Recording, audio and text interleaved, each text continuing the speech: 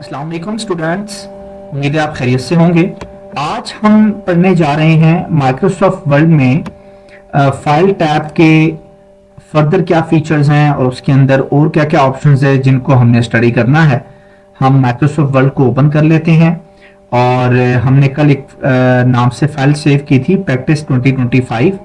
इसको क्रॉस कर देंगे प्रैक्टिस 2025 के नाम से और इसको क्लिक करेंगे तो ये हमसे पासवर्ड डिमांड करेगा, बिकॉज हमने पासवर्ड कर लगाया था, हमने पासवर्ड एनक्रिप्टेड फाइल बनाई थी, तो ये पासवर्ड मांग रहा है। जब तक ये पासवर्ड आप नहीं देंगे तब तक आप माइक्रोसॉफ्ट वर्ड की ये डॉक्यूमेंट फाइल ओपन नहीं कर सकते। तो मैं यहाँ पे जो रेलेवेंट पासवर्ड है जो मैंने दिया था वो मैंने यहाँ पे लगा दिया है और आपके सामने फाइल ओपन हो चुकी है। अब हम फाइल टैब के अंदर फर्दर जो एलिमेंट्स हैं उसमें अब जो सबसे इंपॉर्टेंट चीज है वो है save as. Student, save as ऐसा ही है जैसे सेव का ऑप्शन काम करता है, वेरी सिंपल, लेकिन सेव एज का जो है वो कॉन्सेप्ट थोड़ा सा डिफरेंट है। फाइल को सेव ही करना होता है बट फाइल को आप सेम फोल्डर में किसी और नाम से सेव कर सकते हैं या किसी और फोल्डर में सेम नाम से भी सेव कर सकते हैं। मिसाल के तौर पे जैसे हमने कल एक फाइल सेव की थी पिछले वीडियो में प्रैक्टिस 2025 के नाम से और वो हमने आइडियल ट्यूटर के फोल्डर में जाके की थी। अब इसी फोल्डर में जाके सेम अगेन हम एक फाइल सेव करते हैं इसी नाम से और देखते हैं कि क्या वो सेव होती है या नहीं। सेव करें या सेव एज करें, सेव एज करें, बात एक ही है। सेव या सेव एज पे क्लिक करें, बात एक ही है। अगर मैं इसको फाइल को सेव एज करता हूं तो अब ये होगा कि ऑलरेडी फाइल तो सेव है, मैं इसको सेव कर रहा हूं तो फाइल फर्दर कोई ऑप्शन नहीं बता रही। मैं अगर इसको सेव एज करता हूं, देखें इस प्रैक्टिस 2025 वाली फाइल को सेव एज करता हूं तो सेव एज के ऑप्शन दे रहा है।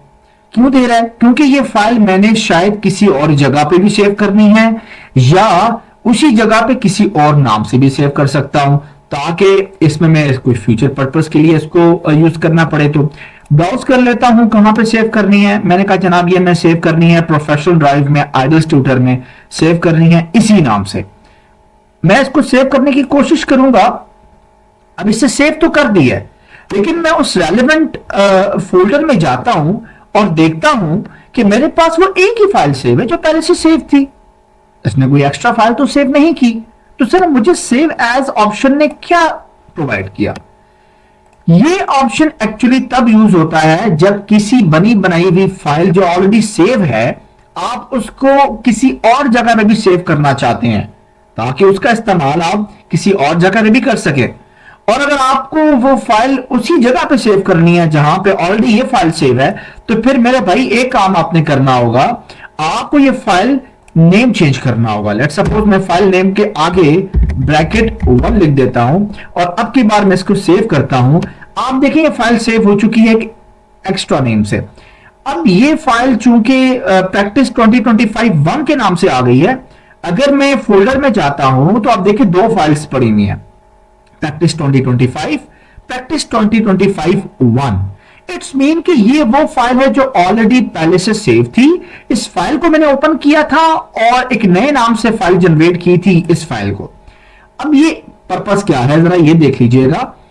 इस फाइल का कंटेंट मैंने किसी और जगह पे भी यूज करना है लेकिन एक सेपरेट फाइल में यूज करना है, तो पूरी की पूरी फाइल को आप सेव एज कर दें और नाम चेंज करके उसी जगह पे सेव कर लें। अगर उसी नाम से रखना है तो ये एक बात याद रखिएगा, सेम नाम के साथ सेम फोल्डर में फाइल सेव नहीं होगी, सेम नाम के साथ अलग अलग फोल्डर्स में जाके आप सेव कर सकते हो। अगर आप प्रैक्टिस 2025 के नाम से ही सेव करना चाहते हैं एक और फाइल तो फिर आप अपनी डेस्टिनेशन चेंज करेंगे, आप आइडियल ट्यूटर में जाके किसी और फोल्डर में जाके सेव कर लें या फिर बैक जाके आप आइडियल ट्यूटर के अलावा किसी और फोल्डर में सेव कर लें। तो ये कॉन्सेप्ट होता है फाइल को सेव एज करने के लिए। फाइल को सेव एज का जो फीचर है वो यूज इसलिए किया जाता है कि आप ऑलरेडी जो सेव फाइल है उसको किसी और पर्पस के लिए भी अगर इस्तेमाल करना है तो पहले से सेव हुई हुई फाइल को बगैर डिस्टर्ब किए आप एक और फाइल बना लेते हैं और उसको फ्यूचर पर्पस के लिए उसको यूज कर सकते हैं। और वो फाइल जो है वो आप सेम नेम के साथ रखना चाहेंगे तो किसी और फोल्डर में रखना होगा, और अगर नेम चेंज करते हैं तो उसी फोल्डर में भी आप उसको सेव कर सकते हैं। इसके अलावा यहां पे ऑप्शन है प्रिंट। प्रिंट का ऑप्शन तब आपको आपके लिए सूटेबल है जब आपके पास प्रिंटर कनेक्टेड है आपके कंप्यूटर सिस्टम के साथ या पीसी के साथ। प्रिंट के टैब पे या इस पे क्लिक करता हूं तो देखें प्रिंट के ऑप्शंस आ रहे हैं, कितनी कॉपी जनरेट करनी है, आपका प्रिंटर कौन सा अटैच हुआ पड़ा है। ठीक है, अभी फिलहाल मेरा प्रिंटर एक्टिव नहीं है, इसको मैंने कनेक्ट नहीं किया हुआ, दैट्स व्हाई ऑफलाइन कंसीडर कर रहा है। यहां से आप प्रिंटर की प्रॉपर्टी को चूज कर लेते हैं कि प्रिंटर कौन सा है। उसके अलावा कितने पेजेस, ऑल पेजेस करने हैं, आपने करंट पेज को प्रिंट करना है। इसके अलावा ये भी एक ऑप्शन होता है कोलैटेड का। फिर पोर्ट्रेट एंड लैंडस्केप का ऑप्शन होता है कि आपने इस तरह से ओरिएंटेशन में प्रिंटिंग करनी है या ओरिएंटेशन को लैंडस्केप में प्रिंटिंग करनी है। ये प्रीव्यू यहां पे नजर आ रहा है, राइट। इसके अलावा साइजेस होते हैं पेजेस के, आपने A4 पेज पे प्रिंट करना है, लेटर्स पेज पे करना है, लीगल साइज पेज पे करना है, डिफरेंट साइजेस होते हैं। आप वो साइजेस यहाँ पे सिलेक्ट कर सकते हैं जो आपके प्रिंटर में पेजेस पड़े हैं उसके साइज के अकॉर्डिंग होता है। मार्जिन को यहाँ से सेट कर सकते हैं, आपने साइड्स के मार्जिन क्या रखने हैं इसको आने वाली वीडियोस में इंशाल्लाह हम डिस्कस करेंगे। तो फिर आपने प्रिंट पे क्लिक कर लेना है और आपका जो डॉक्यूमेंट है वो प्रिंट होके हार्ड फॉर्म में आपके पास आ जाएगा। इसके अलावा फाइल को शेयर भी कर सकते हैं। फाइल को शेयर करने का बड़ा सिंपल सा तरीका, आप ईमेल के जरिए करें या आपने ऑलरेडी कम्युनिटी बनाई हुई है माइक्रोसॉफ्ट की, उसके जरिए भी कर सकते हैं।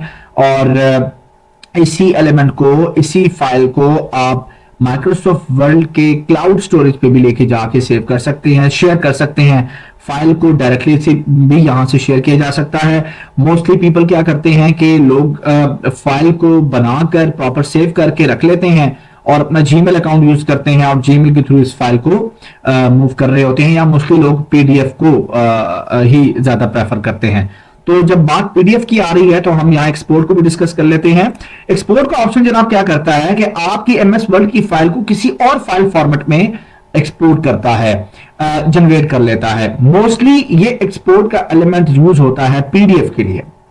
आप फाइल टाइप यहाँ पे चेंज भी कर सकते हैं, आप चाहे डॉक्यूमेंट फाइल रखें या पुराने वर्जन की डॉक्यूमेंट फाइल में सेव करना चाहें, एज ए टेम्पलेट के तौर पे इसको सेव कर लें, या इसको कोई और आप इसकी फाइल टाइप दे सकते हैं। इसके अलावा यहाँ पे जो पहला ऑप्शन है ये ज्यादा यूज होने वाला है जिसमें पीडीएफ का ऑप्शन है। आप इस पे क्लिक करेंगे, वो आपसे कहेगा कहां सेव करना है। मैं इसको कह देता हूं कि यहीं पे सेव करना है, but as a PDF. Already by default वो दे रहा है पीडीएफ, बस आपने यहाँ पे क्या करना है, इसको पब्लिश। तो पब्लिश करने के बाद यस कर देना है, ये पासवर्ड प्रोटेक्टेड है, और यस करने के बाद इसने पीडीएफ क्रिएट कर लिया। और पीडीएफ क्रिएट करने के बाद आपको पीडीएफ ओपन करके बता भी दिया कि ये पीडीएफ में फाइल जनरेट हो गई है, क्रिएट हो गई है। आप इस फाइल को वहां जाके एक्सेस कर सकते हैं। ये देखें, प्रैक्टिस 2025 1 की फाइल को मैंने पीडीएफ में एक्सपोर्ट किया तो ये पीडीएफ में भी एक्सपोर्ट हो गई। जनाब ये बड़े सिंपल से एलिमेंट्स हैं, इनको जरूर प्रैक्टिस कीजिएगा। फीचर्स को समझने से पहले इन ऑप्शंस को समझना बहुत जरूरी होता है, बिकॉज आपकी फाइल को जब डॉक्यूमेंट को फाइनल शेप दी जाती है तो उसके बाद का प्रोसेस ये होता है, और ये बहुत मेन एलिमेंट होता है। ये सीखना, ये समझना बहुत जरूरी होता है। आज के टॉपिक के लिए आई थिंक सो इतना ही काफी है। और लेक्चर में अगर किसी किस्म का कोई भी क्वेश्चन हो और आपको कुछ समझ नहीं आ रही होती या कुछ एक्स्ट्रा क्वेश्चंस होते हैं, आप कमेंट बॉक्स में कमेंट करके बता सकते हैं।